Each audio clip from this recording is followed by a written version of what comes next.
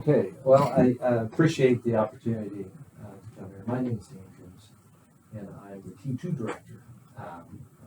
Wear multiple hats with LTAC. One of them is just the training coordinator, training instructor, coordinator, oversight of the T2 program, and then I also help with federal aid. So in the past, most of my work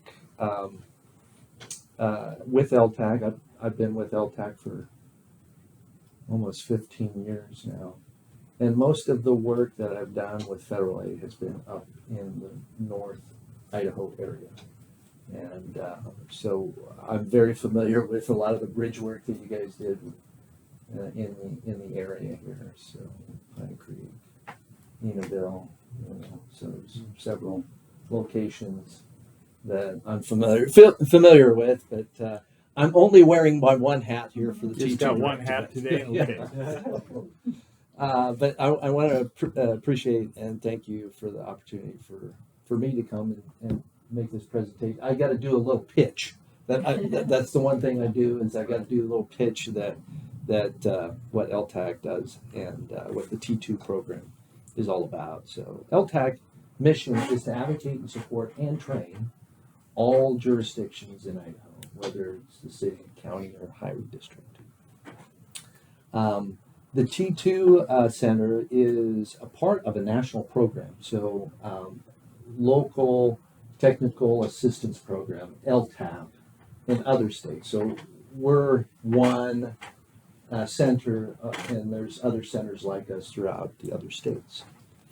And what we do is we provide the training, and then we also provide technical assistance, for your staff. So whenever they call LTAC and ask questions or anything like that, we try to give them a resource or provide an answer for you. So that's the two part of the T2. So training, technical assistance. Okay. The training portion of the T2 Center is primarily what we do is we do a spring and fall schedule for classes. Generally, it's about a 3 to 4 month period that we open it up for folks to, go to any of our classes. The other thing that we do for our classes is there's a requirement, not all of them, but majority of them, you have to pass a test. So at 80% passing grade, like I say, it's in most of our classes, but not all. And this is where we want to make sure that when your staff is, attending classes, that they get something out of it and can actually come back here and share their knowledge. There's two components things that we do in the T2 program. One is this Road Scholar. The second part is a Roadmaster. Right? Road Scholar is approximately 80 hours of instruction, 7 core classes, and the classes generally are geared around roadway materials, preventative maintenance and preservation, flagger certification, safety kind of components. And then there's 4 electives that people can choose. We allow for about 4 years for someone to achieve it. Sometimes we it's kind of loose in terms of that, but we'd like to keep it within 4 years. COVID, those things that, have added a little bit more complexity to get the class schedule out. So the Roadmaster program, it really adds to and takes from the Road Scholar, and it elevates in a lot of the technical classwork. So it's generally the same, 80 hours of instruction, 4 core classes, and we gear the core classes into roadway drainage, environmental best management practices, because that's huge up here in terms of permitting and those kinds of things. And then speed limits and speed zones is another class. Then we have also allow 5 electives. Again, this is about a 4-year time span where you can, achieve Roadmaster. So what I would like to do right now, and that's my pitch, is to celebrate with your staff and their achievements to achieving Road Scholar. So let's start with Jim McFeely. And these are the swag. So there's a Leatherman and a hat. Ooh, nice. Leatherman. Thank you. Right. You're good. Okay. Thank you. Yeah. Thank you. Oh, wait a minute. Oh, you're fine. I can. Okay. I'm fast. Wow. Wayne Wally. Mm-hmm.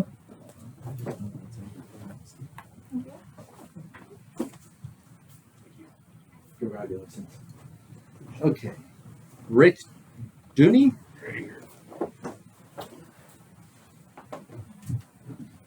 Thank you. Yeah, congratulations. Owen Clancy, I He think is not he's here. not here, so we're going to set him So this aside. Leatherman goes to.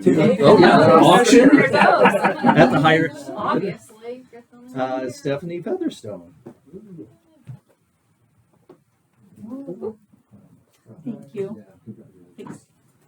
And then, last but not least, Flint Young. The Y's always last. Yeah, sorry. Thanks a lot, I appreciate it. Congratulations. Okay, I will need photos.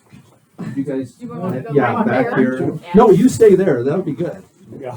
You'll be the Santa I Claus. want those guys behind my back. You can stand, I'll stand with them. but I gotta get these photos. So Nancy will kill me if I don't get photos. Yes. I got to stand by Stephanie.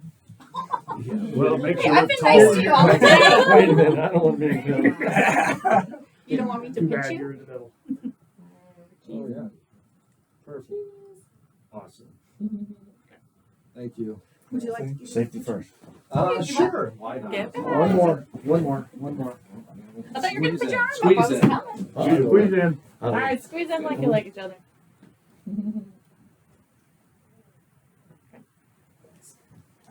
Except for Flint. No. Okay. Well, good job, guys, because we're the first for Shoshone County to get this accomplished. So I would like to just finish up. Yeah. The one thing I wanted to make sure that everybody knew is that we do have a leadership development program. It's separate from your Road Scholar Roadmaster, okay? And so what that helps you is there's 4 classes currently. There's 2 under development, but there's 4 classes.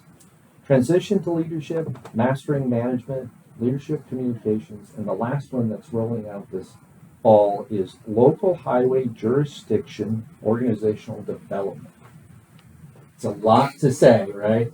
But what it does, that last one kind of rolls the 3 into that one. But also what it does is that it helps staff to know how they can be utilized under the organization in itself.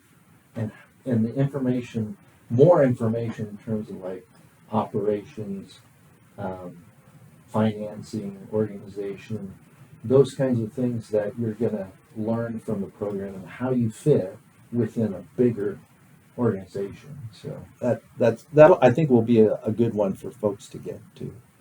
The other two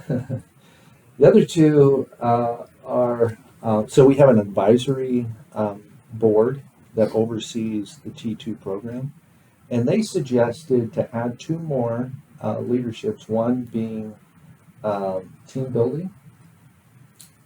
So how to be a part of the team, how can you build trust and those kinds of things.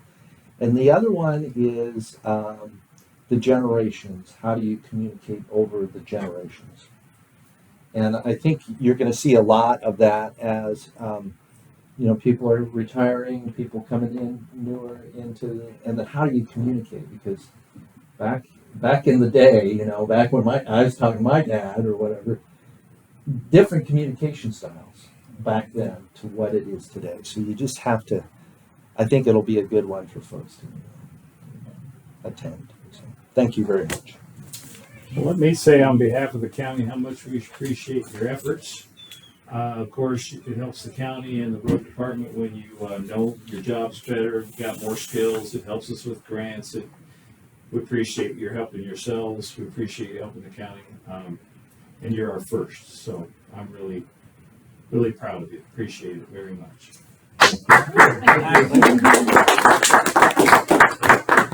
Okay. Is there anything else? No, I'm good, unless you guys have questions of me. You guys, any questions? Or, okay, and the spare Leatherman, I'll make sure that gets. Yeah. Wink, wink, nod, nod. We'll give him the hat and we'll give him the Tell him certificate. it's too bad they ran out of leather. I would take that. Yes, I will get it to him. Well, thank you, Dan. Yeah, thank you. Thank you very Thank much. you. Thank you for, Thank you know, you. taking the time to do this, you know, schedule-wise. We appreciate it. We appreciate these. Yeah, guys. thank you too. Yeah.